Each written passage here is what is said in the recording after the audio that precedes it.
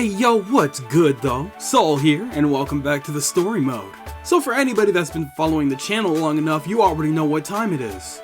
I haven't uploaded in the better part of a month, and even though I uploaded the other day, I gotta start getting back into a rhythm so that the algorithm knows that I'm still alive. So naturally, of course, that means it's time to talk yet again about 5th gen remakes. Or possibly not getting 5th gen remakes. Albeit the conversations about 5th gen remakes have been kind of scattered, but for the last year or so, we have been talking about a lot of different possibilities when it comes to the 5th gen remakes. But the more that we've talked about this specific topic throughout this previous year, the more I've noticed how much fear and angst has gathered amongst all of us collectively. Whenever I've seen somebody bring up the possibility of 5th gen remakes, it's usually either one of two responses. It's usually either, oh, just go emulate the game and play it on your computer or something like that, or it's, yeah, these games are definitely going to be bad. Now granted, I'm sure that there's the occasional person that's very optimistic and is thinking along the lines of, hey, there's no need to shut the game down yet, we don't have it yet, we don't know if it's gonna be bad. However, I think that it's a more than valid feeling to have our faith shaken considering the last couple of years when it comes to this franchise. At the end of the line, 100% of Pokemon fans want the same thing if we were to get 5th gen remakes. We just want good and high quality remakes that pay homage to the originals. Most people believe that 5th gen is the peak of Pokemon in a lot of ways, so they hold it to a very high standard. Which is why now, more than ever, a lot of us are extremely skeptical when it comes to the development of these remakes. This is due to the current and frankly unacceptable state of a lot of these Pokemon games lately. We are currently talking about barely functioning, graphically inept games with bare minimum content that are being sold for full AAA title pricing. And that's not even mentioning the fact that they split up the full content amongst two different versions of the same game, so that you have to get the other version, or you have to hope that you have friends that has the other version so that you can actually get the full experience. Meaning that on the off chance that you don't have friends that actually play Pokemon like that, you're shelling out $120 minimum. In this economy, that is way too much to be paying for the experience that we're getting with these games. So, like a lot of you I'm sure, I've thought about this so much, and at this point I have to say, I really don't think that I want these remakes anymore. Granted, because I cover Pokemon on this channel, if they were to announce that something like that was actually happening, I would probably end up picking it up for content's sake. But I know for a fact that I would feel more angry coming out of that game than I felt going in. And that's a really crappy feeling to have, because once upon a time, I thought it would be really neat to play a lot of these classic games on the big screen in modern graphics. But because of how that company treats these games, I now understand, now more than ever, that I am simply not going to get what I want out of these games. It's not impossible, of course, but I think that we can all agree that it's very unlikely. So, here's the thing, I could totally just end the video right there, but yeah, I don't think 3 to 4 minutes of a video is gonna cut it. So, here's what we're gonna do. Since we're probably inevitably going to be getting these games in the next couple of years anyways, we may as well continue talking about them. And right now, I'm thinking that a pros and cons list would definitely be the best way to define how I'm feeling when it comes to the benefits and the negatives of receiving these games. Now, if I have already done something very similar in the past to this, I apologize, but as I always say, I think the best way to get the word out there for somebody to really listen is to just keep talking about it. So that's precisely what's about to happen right now. You guys already know me by now, so that the entire video isn't complete doom and gloom, why don't we start talking about the pros, the positives of receiving 5th gen remakes. First and foremost, the most obvious thing is that we'd be able to relive 5th generation on the big screen. As somebody that grew up with this series for the past 20 years, I can't imagine that I'm very far off with a lot of you when I say that one of the most exciting parts about a remake is reliving that on the big screen like we imagined when we were little kids. Traversing throughout the Unova region on the DS was fun and cool and dandy and all, don't get me wrong. But even some of my favorite experiences on the Nintendo DS, or frankly any handheld console, rarely compares to the feelings and excitement that I get when playing a game on the big screen. Seeing actual facial expressions, hearing that awesome music booming throughout my speakers on my TV, Being able to genuinely venture throughout these actual 3D rendered cities that we imagine to be so much bigger than what pixel art would actually be able to give us on the DS. Not trying to shame pixel art or anything like that, by the way, though. I'm a big fan of Octopath Traveler and that series and the 2D HD series, so just so we know. I don't really know how to explain it though. There's just something so unique and fascinating about seeing that stuff really come to life when it's made in 3D. The handheld capabilities were phenomenal, but in reality, they were also kind of limited. So overall, I think it would be a fascinating experience to see a renewed version of the Unova region. On top of this, of course, the quality of life throughout our adventure would definitely be improved, without a doubt. Ever since 7th Gen's release, they've really gone out of their way to prove that quality of life in Pokemon games would only continue to get better. A lot of different mechanics would be a lot more simplified and streamlined now to make it easy for newcomers to really get into, and next to that, it makes it really easy for us old heads to hop right back into anything without having to worry about certain limitations. Stuff like HMs and PC access are a complete thing of the past. We never have to worry about that kind of thing ever again, and that's always something nice. And of course, that also inevitably means that anybody who skipped this generation for whatever reason now has a proper way to experience it. I know plenty of people that actually never got the chance to play the original Pokemon Diamond and Pearl because they didn't play Nintendo games or Pokemon games or have a DS back in the day like that. As odd as this is to say, Pokemon Brilliant Diamond and Shining Pearl is technically the best way to experience Pokemon Diamond and Pearl. Not to mix that up with Platinum, let's get that clear right now. So for anybody that never actually got the chance to participate in Pokemon Black and White or Black 2 and White 2 when they originally came out, well hey, here you go. That's the best way to do so. Legally, of course. The newcomers would get to experience these games without any of the struggles or limitations that we had to deal with back when it was stuck on the DS. And 9 times out of 10, there's really no denying that that would be a good thing. And of course, for the older players, and even for the newer players, we all get to look forward to that one thing, that one gimmick that really helps sell the game. What I mean by that is, there's going to be that one very specific mechanic or area or something that makes us very excited to play the game to begin with. For example, in the original marketing for Pokemon Brilliant Diamond and Shining Pearl, I noticed that a lot of us were really looking forward to the revamped Underground.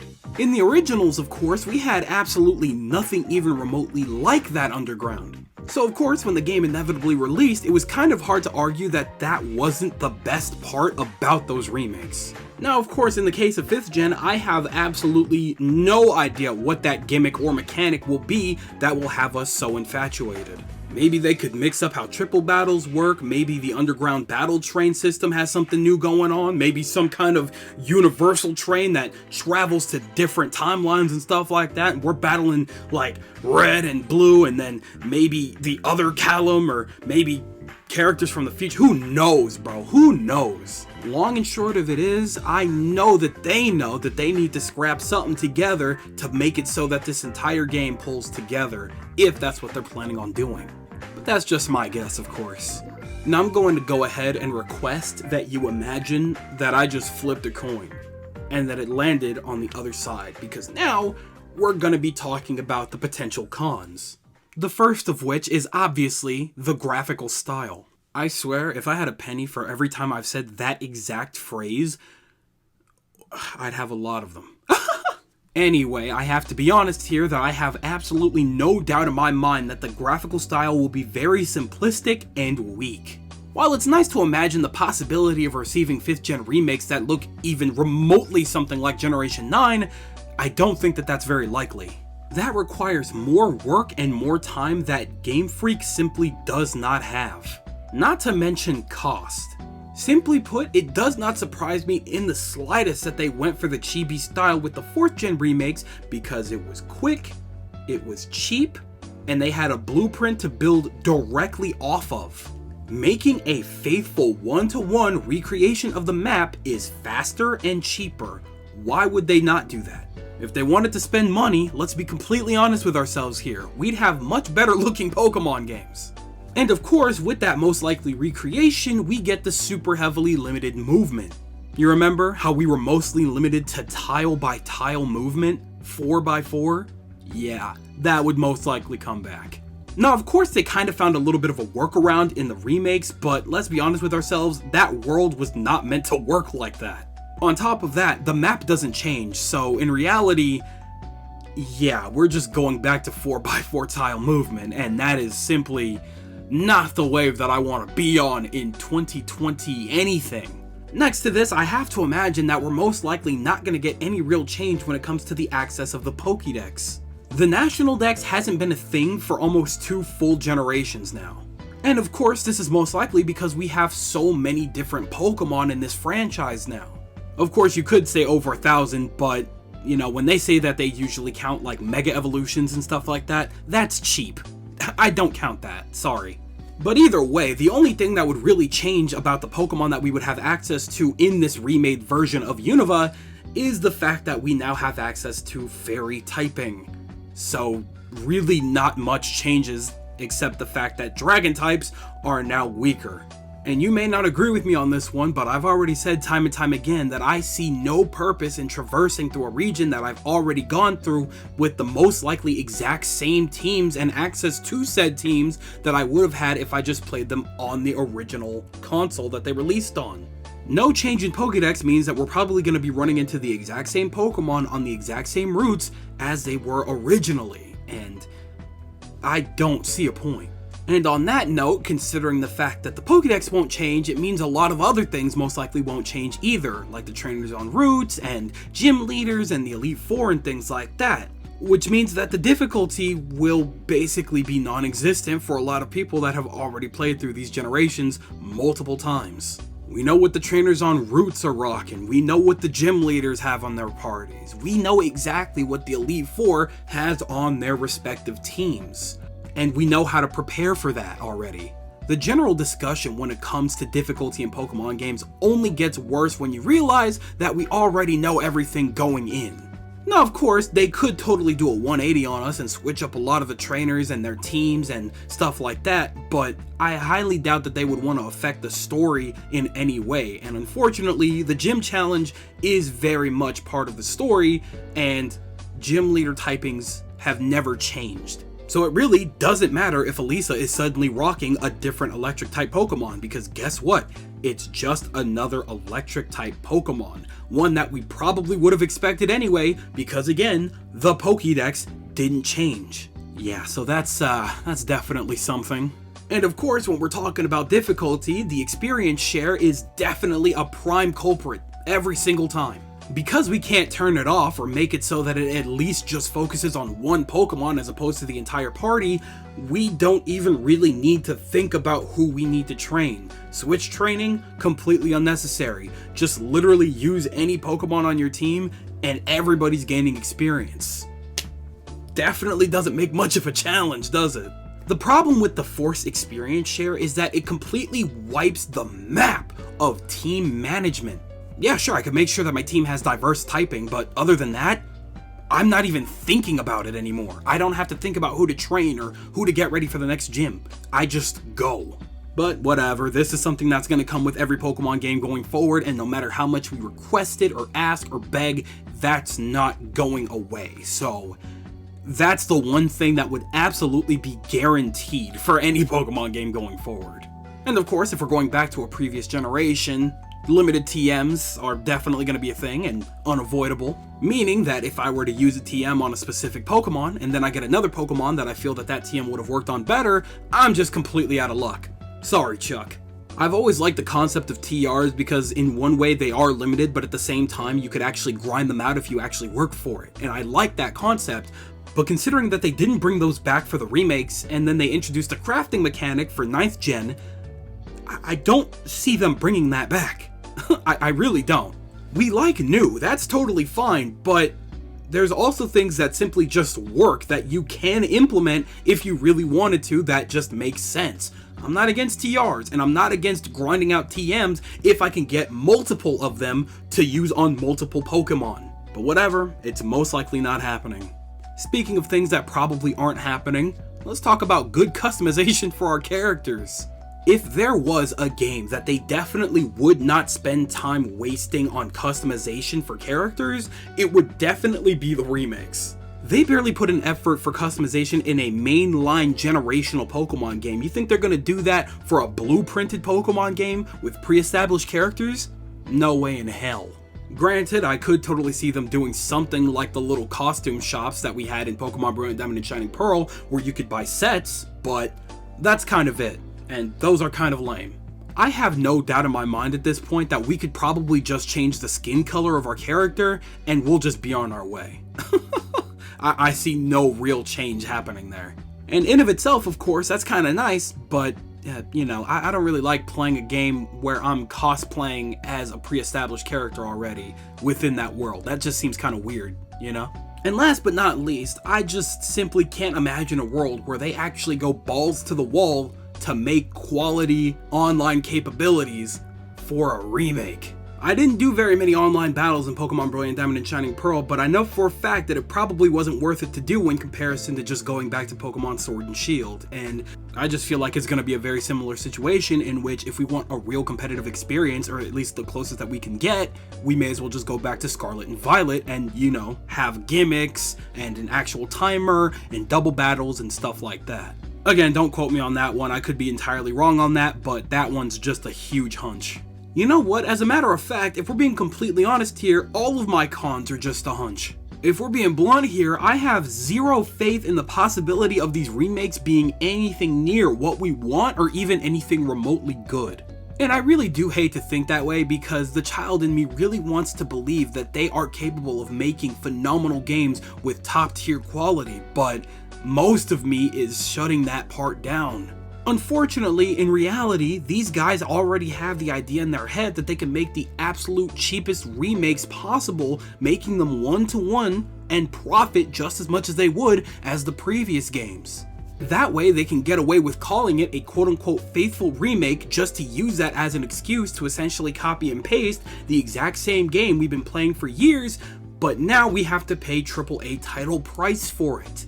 And if that's really the wave that we're gonna be on with this, I would rather they just don't do it at all.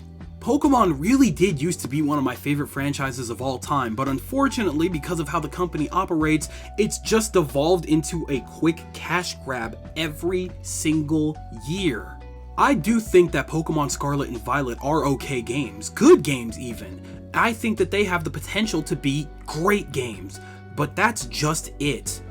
They're stuck there because their potential can never be utilized. Most Pokemon games going forward won't have the time to have their potential utilized, and that is very frustrating to me right now. And if that's really the direction that we're going in right now, I would rather they didn't stomp all over our childhood for a quick dollar. Generally speaking, I don't really want the remakes anymore anyway because we've already been there, we've already done that. At this point, I would rather you guys take the 5 minutes that you actually have to work on a game to create something new. At least that way it's somewhat of a win-win. You've created something new with serious potential and we get to experience something brand new that we've never seen before that we get to explore as much as possible. So, simply to cut myself off right now because I've recognized that this video sounds a lot angrier than I intended for it to be, I don't want it anymore. Just do literally anything else with your time instead of making 5th gen remakes. I don't want it anymore. Well, alright.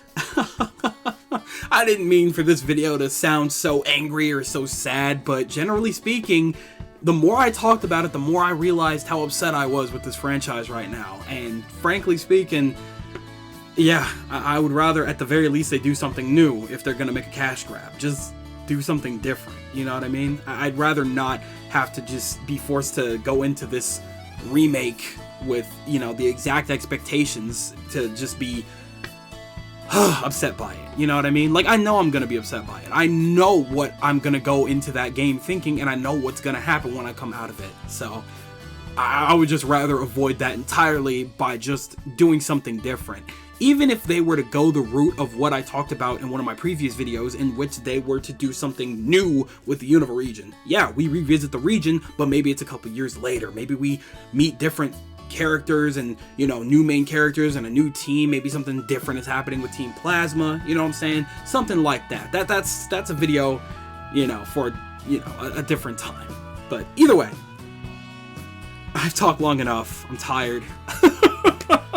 I want to talk about something very different that actually makes me happy from the Pokemon franchise, and I think I'm going to try to do that in the next video. But for now, how are you guys feeling? You about just as upset as me with the franchise? Are you feeling the same way I am? Or are you the complete opposite? You actually do have a lot of faith in Pokemon Company that they can absolutely get the 5th gen remakes right. If you believe so and you think you can change my mind, go ahead and tell me everything you guys are thinking in the comment section below, because you know for a fact that I am always, always, always down there with you guys. But with that, yeah, it does seem like skedaddle o'clock. I'd like to thank you guys ever so much for watching. I truly do hope you enjoyed. Do me the greatest favor of dropping a like and a comment, and consider subscribing for more content just like this. And with that, I'm gone. So thanks again, hope you enjoyed, and I'll be seeing you guys in the next video. Do me the greatest favor, taking good ass care, and I'll see you all next time. Bye!